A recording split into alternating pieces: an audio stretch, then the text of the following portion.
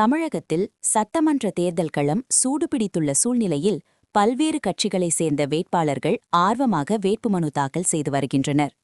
இந்நிலையில் சீர்காழி தனி சட்டமன்ற தொகுதி தவக வேட்பாளர் கோபிநாத் கட்சியினருடன் சட்டநாதபுரம் ரவுண்டானாவிலிருந்து சீர்காழி கோட்டாட்சியர் அலுவலகம் வரை ஊர்வலமாக வந்தார்.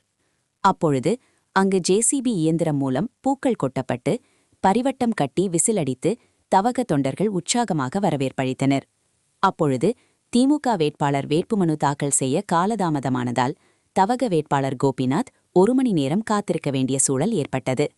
அதனைத் தொடர்ந்து 1 மணி நேரம் காத்திருந்து சீர்காழி தனி சட்டமன்ற தொகுதி தேர்தல் நடத்தும் அலுவலர் சுரேஷிடம் வேட்புமனுவை தாக்கல் செய்தார்.